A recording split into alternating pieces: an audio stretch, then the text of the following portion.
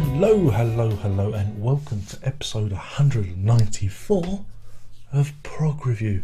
And if you're too stupid to read the title and description, I'm talking about, the new reissue of 5 Miles Out by Mr. Michael Oldfield. This is the 2013 Deluxe edition, in case you're watching this in the future, which contains 2 CDs and a DVD and a lovely booklet. This is the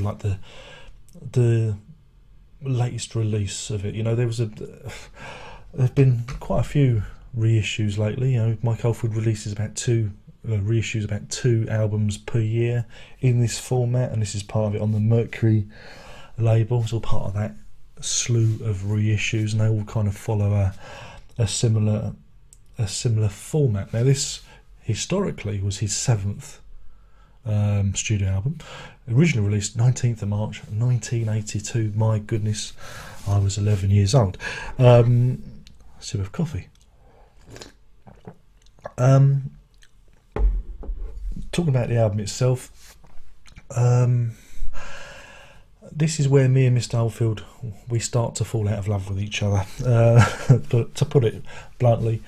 I really like Platinum and QE2 beforehand, but then he seemed to be getting into almost like a habit, you know, doing a long piece and then little short pieces, and and it all seemed to, the format just, I don't know, I just found that he was running out of steam somewhat. And this is the last kind of good one. We've got Crisis after this, and then Discovery, but this is, for me, is the last kind of good one, opening with the the track Taurus 2, which again is a continuation of the theme Taurus 1 from QE2. This is another thing that I kind of bores me somewhat, because he's continually referencing old material, and there's quite a lot of that on this album. You know, you hear echoes of what's gone on QE2, which is clever, but you know, again, if you're an Oldfield fan, you're kind of used to things moving forward, and you know, things being new and not necessarily being, you know, looking over your shoulder. But you get a lot of that with this album. Taurus 2 itself is, you know, it's okay. It's for me, it's not that memorable. And a lot of you are probably holding your hands up and go in shock, but you know, I find it a little bit, you know, cut and paste. You know, I find it a little bit all over the show. You know, it's okay. It doesn't offend me. Turn it over to side 2 if you had the album. I did actually have a Japanese pressing of this, but foolishly I sold it. Kind of regret it, because the vinyl was pretty good. But on side 2 you have Family Man, which is like his first kind of real pop song, if you discount Guilty. Now, I prefer the All & Oates version. I do. This always finds, it was, when Mike Oldfield does pop, it always feels a bit hokey and a bit, I don't know, it just don't feel right to me. So I tend to like the All & Oates one's a bit more unseemly. I think that's probably the best word. It's a bit more there's a bit more passion to it. Then we have Oribadu, which is another extended piece. Again, it's okay. Lots of vocoder. This is another thing we get at this point. Lots of vocoder use, which, I don't know, kind of, you know, with the exception of something like Sheba, I can live without.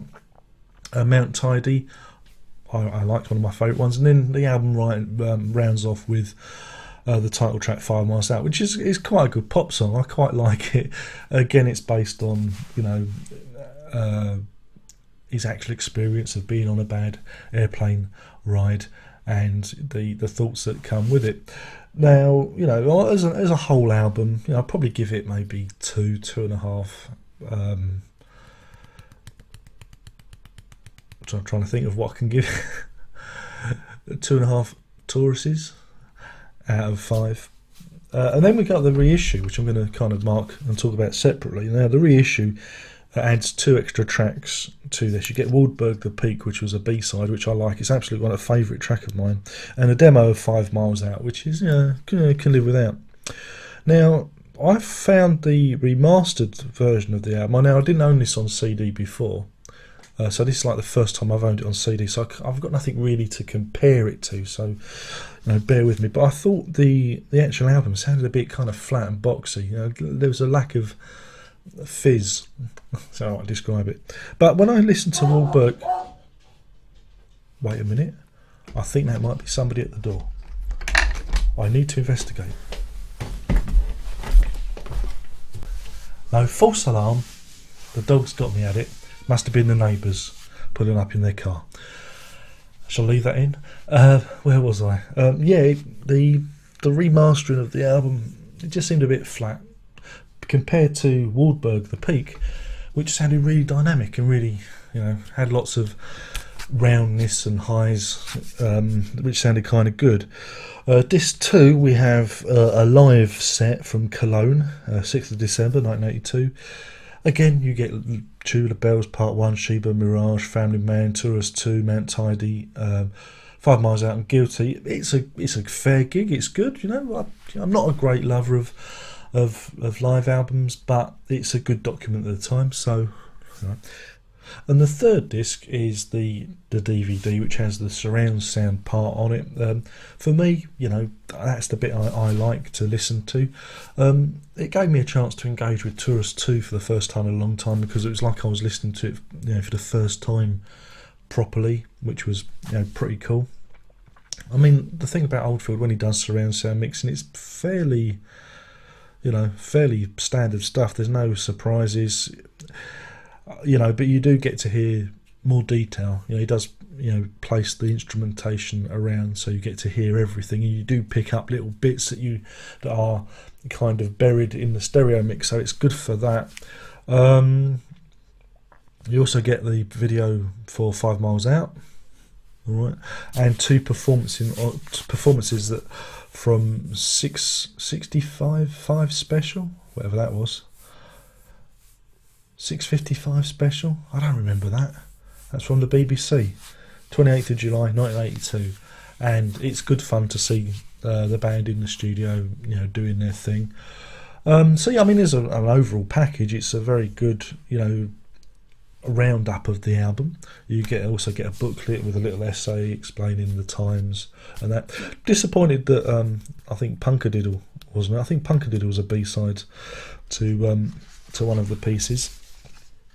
A live version of that, I think, wasn't it? Yeah, 5 Miles Out. There was a live Punkadiddle. Shame that didn't get put on the disc.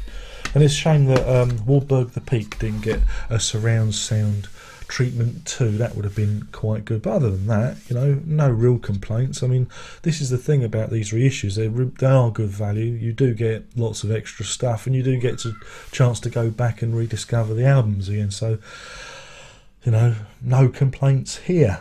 So next one up is going to be Crisis, the big box set, which should be fun. And that's that. My name's been Darren Rock. Oh, I forgot to give this a rating, haven't I? Oh, oops, blimey. Yeah, so as a rating, I'm going to give this 4.5. 4.5 Wahlbergs out of 5. That's 4.5 Wahlbergs out of 5. Half a mark off for the lack of live Punkadiddle, and because I'm sure there was some more other tracks I could have put on here, bonus tracks that were missing from the archive.